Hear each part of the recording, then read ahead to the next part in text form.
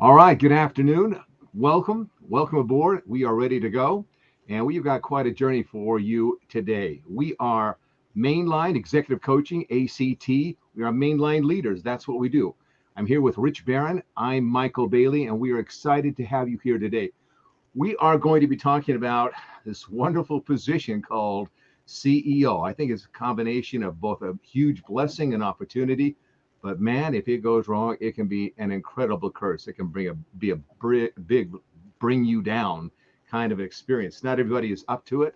We're going to talk about what are the things that there's the responsibility of what a CEO has, but then there are the duties of a CEO that nobody else can do but him or her who is that person, the CEO. We're going to take a kind of a big look at that, not go into all the depth of it, but to give you a better idea of what's really on that an individual's shoulders, you might say. So let's start there. When you take a look at it, Rich, ultimately, where does the responsibility lie with the success or failure of the business across the board? It's interesting that you put it that way, and I kind of want to back up a little bit. How many times do we hear the name, the title CEO? If you work for a company, you always hear about, the CEO and the person that's leading the organization. And they're like a figurehead, a real figurehead for the organization. They're a focal point, if you will. And therein lies, I asked the question, why is it so difficult to see a CEO or talk to a CEO? It's like the Wizard of Oz, getting in to see the wizard, and you got to have your appointment and you're cleaned up or whatever. I don't know. It's just difficult. But the responsibility for the entire organization, and if you look at the job description, it's actually a very simple job description. But it's not easy. It's everything. It's everything. The future of the company really lies on the CEO's shoulders. And, that includes operations, marketing, developing leadership teams, especially in a startup, developing all these things, the vision, the financial integrity of the organization. And those are some things we can even talk about later, but, safety, compliance with any other regulatory commission that they're involved with. So essentially all these things fall on the CEO's shoulders. And some of these things cannot be delegated. Therein lies why it becomes difficult to be a CEO, and why we only see 5% or 1 in 20 of these CEOs out there that are actually, in the top 5% of what they do. Those are things like cultural development. That falls directly on a CEO's shoulders. Modeling values for the company. The vision, the vision of the organization. Really, the vision is where we're going to go as a company. The values are how we're going to do it. So that's, two different things that have to be separated. But again, those things fall on the shoulders of the CEO.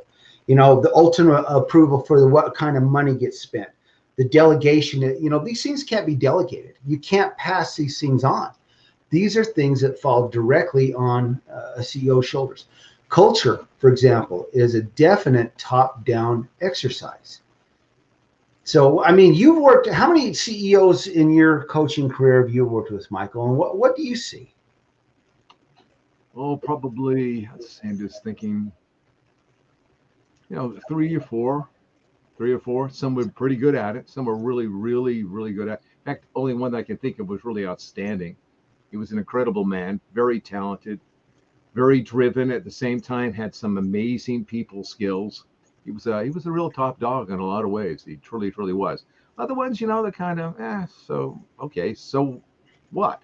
And I think as we start looking at the real qualities here of the leader, what their duties really are. Oftentimes we take a look at the responsibilities across the board, all these things that they have to do. And as you're saying, some things can be delegated, and knowing how to build that team that you can delegate them to is a huge thing, because you're still responsible for them. But as you're saying, there's some things that nobody else can do but you, the CEO.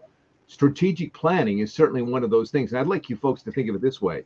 Strategic planning in and of itself is a tremendous talent, is in and of itself a tremendous skill, essential skill. And the ability to do that well is in itself a huge thing. You can have great team leaders. You have great people at different levels within the company that are really good at strategic thinking. But just think of it this way. This CEO has a great ability to do strategic thinking. That in itself is huge. Now, on the other side of that, as Rich was talking about, is setting the culture. What's the culture like? What do people, when they come here, what do they expect? How are we going to behave? How do we work with each other? How do we work with our clients? How do we work with those vendors that we work with? How is that done? Now, that in itself is a whole other breed. That has to do with relationships to a large extent. It's all about how to create relationships, retain them, and maintain them in such a way that you keep what? The key thing here, two things probably. Two things. Keep the business coming in, and secondly, attract talent that wants to come there and work with you, because great talent often has its choices of where it wants to go. So you got a couple of those things going on that are really huge. Then, as you were talking about here, building an executive team. Talk about that for a minute, because to me, that is like the key to making a great organization work. You've talked about this before. Great leaders surround themselves with people that are smarter than they are.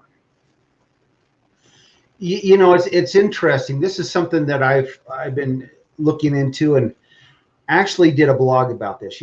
As an individual's power increases, whether it's real or perceived, increases, more often than not, there becomes the mindset that because I've got this title and I'm here at this level, I'm the biggest propeller head in the room. I'm the smartest guy at the table, which really isn't true. And what happens is it's called the overconfidence effect. It means that their perceived personal ability is greater than it really is. And so they start focusing on making decisions and doing things for themselves, without the help or direction of other people. Now, in the end, those things can go right. If you're not listening to those around you, if you're not taking the advice of those around you, you're headed down, one of the biggest pitfalls that any leader can fall into. One of the things that we have to take away from this is truly great leaders surround themselves with people who are better than they are, who are real experts in their areas. And every organization has different areas. We got, you've got accounting, you've got marketing, you've got, these different executive roles, you've got operations managers, you've got whoever it's going to be is going to make your great team. Now, a truly great leader is going to take that advice from these people, include them in that circle of collaboration, and realize that, what, you may have the title of CEO and you may be the guy that's there making the decisions to help run the organization. But in the end, if you're smart enough, you're going to surround yourself with people who are better than you are in their areas of expertise. And you're going to take that information and you're going to, run with it. Now, here's the thing is, the senior management team, they can help develop the strategy. Investors approve business plans. The board can approve, or ask the CEO to revise business strategies that he's developing. But in the end, it's really the CEO who sets the direction. But that direction is set with the input of those around him. So what you're saying here, part of what it is I'm getting from what you're saying here, Rich, is that CEO is setting high expectations, which if you got talented people and you want to attract talented people, they love high expectations, the great vision, the grand change, the great thing that we're going to do here, expectations. So that's part of it. And as a friend of mine used to put it, high expectations and brilliant performance. Yes. The two go hand in hand. You got to have a high expectation, brilliant performance. On the other hand, if you got, great people, I mean, they are brilliant at what it is they do, and your expectations are low, you're going to frustrate them. You're going to stymie them. They're going to feel stuck. They feel like you're not listening to them, as you're saying. You're not paying attention. They will be able to get to a point and say, I've had it. I'm moving on, because the expectations are let down so low, set so low, or you kept stymieing them and not allowing them to say, here's where we're really going, and then allowing that brilliance of their performance and leading their teams to really happen. There's that. I think that's an integral part of any kind of organization, that sense of high expectation, brilliant performance that you as the CEO has brought in with this talent to let it happen, go get it done, and just bring it about. And so there's this interesting relationship between the CEO and his or her team. That's incredible. That in itself, I'm telling you, Rich, that alone, without these other things we're talking about, that in itself is a huge, huge talent, a huge set of skills. Absolutely. And I think that's why there are so many that really are CEOs with the title, but they don't truly understand what it is that they do. The job description is simple. The work is hard. If strategy, let's talk about this too. If setting the strategy and vision of the organization should be really the CEO's main duty, the second most fundamental duty of a CEO is developing the company's culture, their values, and their behavior. Culture is a top-down practice. It comes directly from the CEO. Now, and it's interesting because we've talked about this a number of times, but 7,000 global leaders in a survey were asked, what is culture? 86% responded and said culture is a very important part of our organization. But then only 29% of those 7,000 leaders said, yeah, I think we understand what culture is. I think we're working towards something. Only 19% said, yeah, we think we've got a good culture in place. Not one said was confident they understood what culture really is, or if they truly had a great culture in place.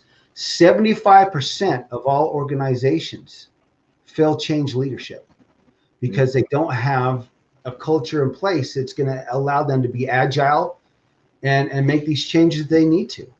Now, regardless of whatever your strategy and vision are, okay, you could have the greatest vision in the world. You got everybody excited about where we're going. But if the culture isn't there, the culture of inclusion, the culture that includes everybody, top to bottom, that who can put their 2 cents in, show what skills, talents, and abilities they have to help guide the company towards this vision, then it doesn't matter anyway, because it's going to fail. It can't. Right. Eventually, really, it's the CEO's responsibility, but they cannot do it alone. He or she can't do that alone. They need people around them. And you get those first 3 pieces in place: the strategic thinking, the strategic plan, right? Yeah. Get that in place, and then the next thing you do is you get the culture right. Let's get this culture so that it really is active, proactive, dynamic, attractive, brings in the right kind of talent. You build your executive team so it's working well. Now let's see how that works. You get all this stuff in place and it's working now, and you as the CEO are the one who is overseeing this, who's watching this. It frees you up now to decide and really look at and make great decisions about how you're going to allocate the finances, the resources of the business. Yes. If you're taken up with still muddling around with the strategic planning, or if you're muddled up in the whole thing about the culture, what the culture is, and all this nonsense is going on that doesn't really bring people together, make them work in ways that are happy and dynamic and productive. If your executive team is blowing up and fighting with each other, and they're actually working against each other, sabotaging each other. If you have that kind of a mess, how in the world could you ever get to the point where you're really being able to think clearly about how to allocate your capital and how to allocate your resources to create the success your business requires?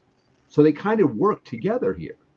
And I think that the orchestration of those talents, those skills, those abilities, let's face it, let's just talk about real simple. We're going to wind up here. Okay. There may be those folks, in all honesty, that they just got it. They just got it. Maybe that's the 5%. Maybe there's 2% in there, the 3%. But somehow the other difference between 2 and 3% are just naturally gifted. They got it somewhere.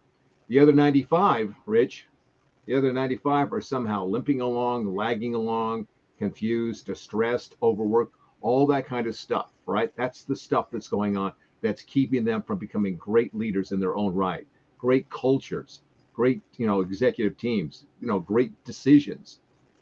What is it that we can do? What is it they need, and how can we help them? Well, let me give you an example of that. Some of the greatest CEOs of our time. Let's talk about Steve Jobs. He came back and saved Apple. John Sculley in 1985 came in and convinced the board, got to get rid of this guy because I can do it better. Well, they listened to him, and what happened? They brought Steve Jobs back in, and just like John Sculley, the rest is history.